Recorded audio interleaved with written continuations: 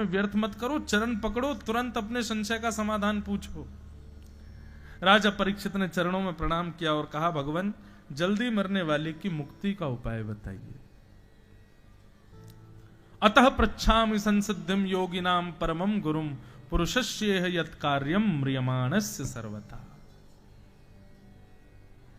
जैसे ही राजा परीक्षित ने यह प्रश्न किया, जल्दी मरने वाले की मुक्ति का उपाय बताओ, श्री सुखदेव जी महाराज 2 मिनट के लिए तो राजा के नेत्रों में देखने लगे और मंद मंद मुस्कुराने लगे और कहते हैं, यहीं से द्वितीय स्कंद प्रारंभ होता है। सुखदेव जी कहते हैं, वरीयाने शते प्रश्न क्रतो लोक हितम नृप आत्मवीत सम्मतः पुंसाम श्रोतव्या दिशु पर। राजन, तुमने ये प्रश्न अपने लिए तो नहीं किया है। राजा परीक्षित बोले, मरने वाला मैं ही हूं तो मैं अपने लिए ही करूंगा ना भगवान। सुखदेव जी बोले, नहीं, ये प्रश्न तुमने अपने लिए नहीं किया है। मैं कथाओं में कहा करता हूं, भगवान प्रश्न का उत्तर देने वाला गुरु नहीं होता, प्रश्न को भी सुधार दे वो गुरु है। प्रश्न पूछा कैसे जाना चाहिए, प्रश्न होना क्या चाहिए, ये बता दे वो गुरु है।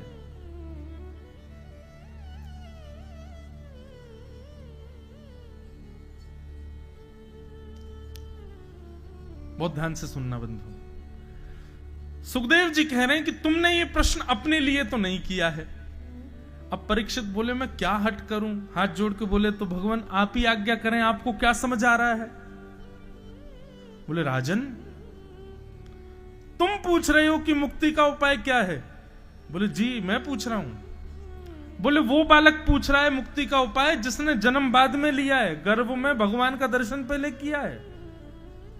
तुम जब अपनी मां के गर्भ में थे, तब ब्रह्मास्त्र छोड़ा गया था तुमको मारने के लिए, तब तुम्हारी मां उत्तरा ने भगवान की स्तुति गाई, तब तुम्हारी मां के गर्भ में प्रवेश करके भगवान ने अपनी चक्रा गदा से तुम्हारी रक्षा की थी। वो बालक पूछ रहा है कि मुक्ति का उपाय क्या है।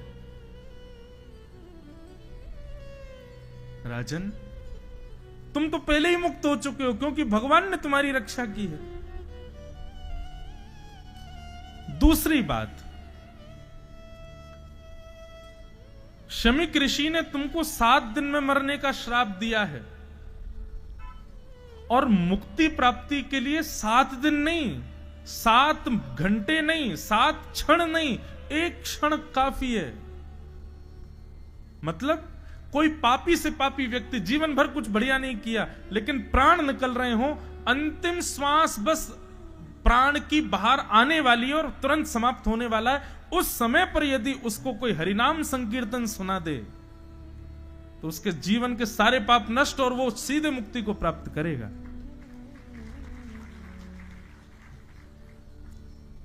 ताली क्यों बजाई आपने?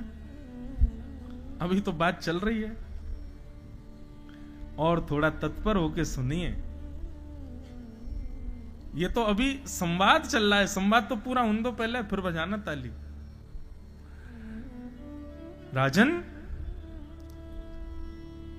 तुम ये विचार करो कि ब्राह्मण ने ये क्यों नहीं कहा कि अभी इसी वक्त तक्षक सर्प जाए और जाकर के राजा परीक्षित को डस दे? उसके मुंह से 7 दिन की ही अवधि क्यों निकली? और 7 दिन की अवधि निकली तो तुम फिर ये मुक्ति क्यों मांग रहे हो? तुम तो पहले से ही मुक्त हो, ठाकुर जी ने तुम्हारी रक्षा की है। और दूसरी बात, मैंने कल कहा था ना कि अभी आगे ये मुक्ति वाली फिलॉसफी भी रुक जाएगी, दूसरी नई फिलॉसफी शुरू होगी। मुक्ति का मतलब होता है वैकुंठ की प्राप्ति, जहां से दोबारा जन्म नहीं लेना पड़ता। और बंधुओं, मुक्ति राक्षसों को भी मिलती है। मुक्ति उसको भी मिलती है जिसने पाप किया है लेकिन अंतिम क्षण में भगवान का नाम जप लिया है। अब सोचो, किसी व्यक्ति ने जीवन भर पाप किया और अंतिम क्षण में गलती से उसके कान में भगवान का नाम चला गया, उसकी मुक्ति हो गई। और हमने यहां जीवन भर कथा कही, जीवन भर 4-4 घंटा बैठ करके आप लोगों को कथा सुनाई, अपने घर परिवार सब छोड़ छाड़ करके दुनिया में घूम घूम करके भगवान की लीलाओं का प्रचार किया, और उसके बाद भी भगवान ने मुझे भी वही मुक्ति दे दी जो उस पापी को दी थी। मुझ में और पापी में अंतर क्या रहा? मतलब खंडवा में कोई बहुत बड़ा कार्यक्रम हुआ, उस कार्यक्रम में उसको भी वीवीआईपी गेस्ट के रूप में बुलाया गया है जिसने 1 रुपए का सहयोग नहीं किया, और उसको भी वीवीआईपी बुलाया गया है जिसने बेचारे ने 10 लाख रुपए डोनेशन में दिए। ये तो उचित नहीं है। राजा,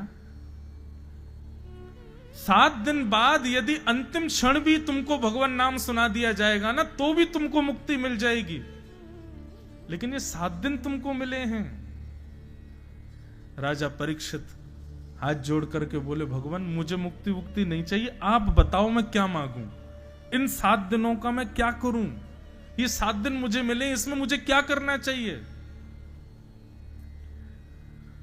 तब सुखदेव जी महाराज कहते हैं, बोले राजन, तुमने मांगा था कि मुक्ति का उपाय बताओ, मुक्ति अंतिम श्वास में भजन करने से भी मिल जाएगी, और मुक्ति का मतलब होता है मृत्यु के बाद वैकुंठ में जाना और वैकुंठ में भगवान का दर्शन करना। पर तुमको 7 दिन मिले हैं, इन 7 दिनों के लिए तुम भक्ति मांगो। भक्ति से क्या होगा? बोले मुक्ति के बाद होने वाले भगवत दर्शन, वो भक्ति से जीते जी तुमको हो जाएंगे। तुम भक्ति की कामना करो। नई बात आई समझ में। मुक्ति का मतलब क्या है? यहां से चले गए, फिर 13 दिन तक घर वाले हमारा वो करते रहे, क्या बोलते हैं उसको, जो वो होते हैं, क्या बोलते हैं, संस्कार आदि सब करते रहे। उसके बाद 13वें दिन जिस दिन भोज होता है, उस दिन वो आत्मा उसकी गति आगे जाती है। अब वो कहां जाएगा? फिर हमको वैकुंठ मिला, वैकुंठ में बैठे रहे, वैकुंठ में भी लंबी लाइन लगी है, कब जाकर के वैकुंठ में नंबर आया, अंदर जाकर के पहला दिन तो उसी में निकल गया, ये कमरा है, यहाँ बैठना है, यहाँ रहना है। अब भगवान का दर्शन कब होगा? बोले भगवान तो भी व्यस्त हैं, 10-5 दिन रुको तब जाके ठाकुर जी मिलेंगे। इतना लंबा समय। लेकिन भक्ति करने वाले व्यक्ति को मुक्ति प्राप्त करने वाला वैकुंठ जाता है, तब ठाकुर जी मिलते हैं। पर भक्ति करने वाले के लिए तो ठाकुर जी ही प्रकट हो जाते हैं पृथ्वी पर, और उसको ठाकुर जी के दर्शन हो जाते हैं। हे राजा परीक्षित, तुम ये मत मांगो कि 7 दिन में मुक्ति कैसे मिले, बल्कि ये मांगो इन 7 दिनों में मृत्यु से पहले मुझे ठाकुर जी कैसे मिले। ठाकुर जी का दर्शन करो तब जाओ यहां से। आहा, सुखदेव जी महाराज की इन बातों को सुनकर के परीक्षित के चित्त में अब मुक्ति की कामना नहीं। अभी तक तो टेंशन में बैठे थे, 7 दिन बचे हैं, बस क्या करूं क्या करूं क्या करूं। अब बिल्कुल निष्फिक्र हो गए। अब उनको यह चिंता नहीं है कि तक्षक सर्प आएगा मुझे डसेगा। अब तो वो ये कह रहे हैं कि सांवरा आना चाहिए, कन्हैया आना चाहिए, मेरे प्राण निकले उससे पहले ठाकुर जी मुझको दिखने चाहिए।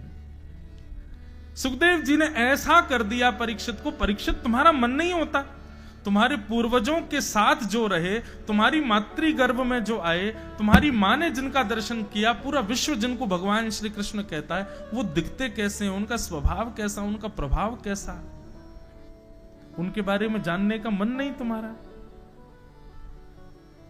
तब राजा परीक्षित ने कहा, बोले कि अब मुझे मुक्ति वुक्ति नहीं चाहिए, अब तो मुझे भक्ति दो आप। और महाराज बस इतनी कृपा कर दो, ये 7 दिन पूरे हों उससे पहले ठाकुर जी मुझको दिख जाएं, ये कृपा करो। बंधुओं एक बात कहें, गुरु यदि प्रसन्न हो जाए, प्रयच्छति गुरु प्रीतो वैकुंठम योगी दुर्लभम, तो बड़े बड़े योगियों को भी जो दुर्लभ भगवान का दर्शन है वो गुरु प्रसन्न होकर करा देगा। और गुरु की प्रसन्नता दक्षिणा देने में नहीं, गुरु की प्रसन्नता उसको व्यंजन खिलाने में नहीं, गुरु की प्रसन्नता उसकी खूब सेवा करने में नहीं, गुरु की प्रसन्नता केवल और केवल गुरु जो प्रवचन में, कथा में या अपने सत्संग में जो बातें कहते हैं उनका तुम पालन करने लग जाओ, गुरु उसी से प्रसन्न होता है। और यदि गुरु प्रसन्न हो गए तो आपको वो मिलेगा जो बड़े बड़े योगियों को नहीं मिलता है। सुखदेव जी ने चरणों में प्रणाम किया और परीक्षित जी महाराज सुखदेव जी के चरणों में प्रणाम करते हुए कह रहे हैं,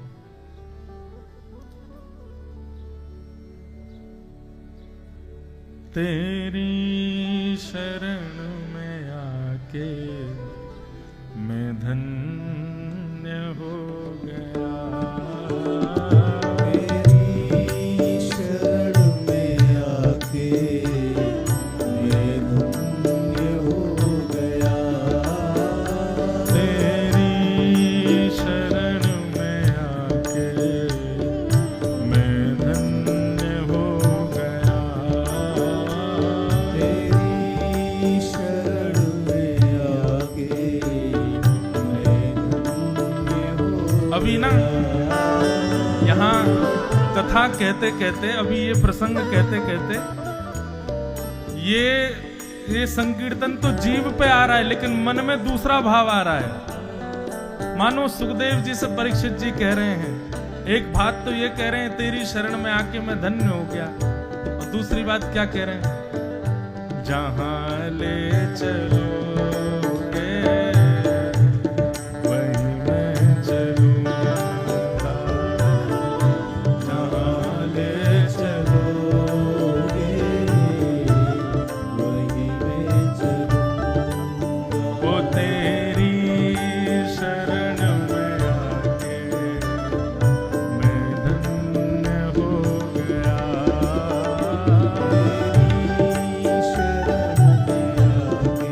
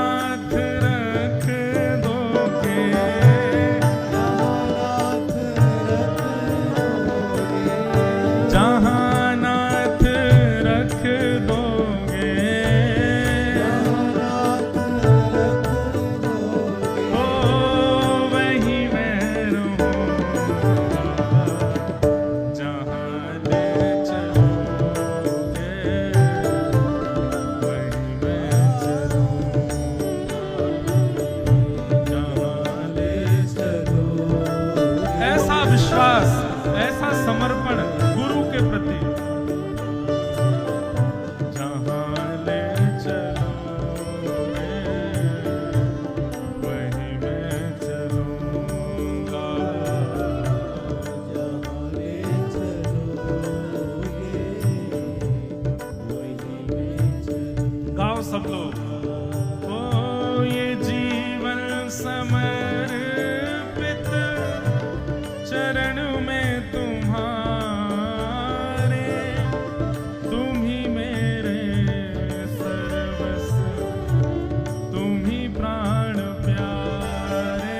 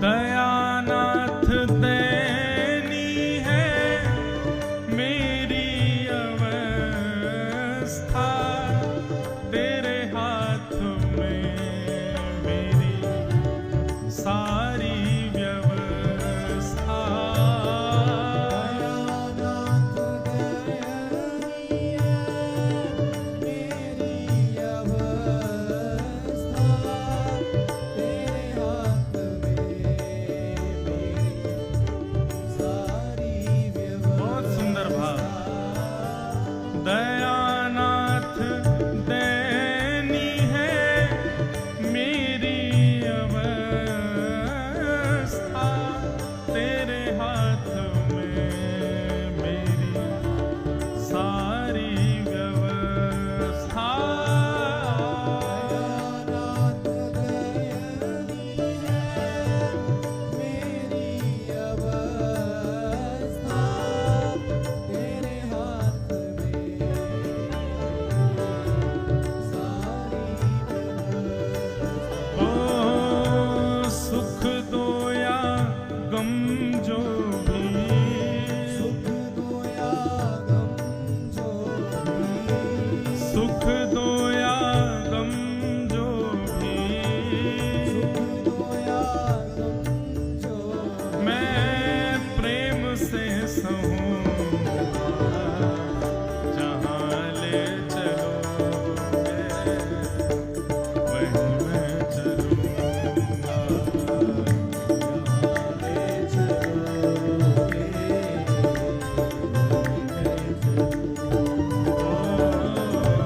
जहाँ ले चलोगे वहीं मैं चलूँगा। ले चलोगे वहीं मैं चलूँगा। ओ जहाँ नाथ रख दोगे, जगन्नाथ रख दोगे, ओ जहाँ नाथ रख दोगे, जगन्नाथ रख दोगे, ओ वहीं मैं रहूँगा जहाँ ले चलोगे वहीं मैं चलूँगा। ले चलोगे वहीं मैं चलूँगा। गोविंद बोलो हरि गोपाल बोलो, बोलो हरि सब लोग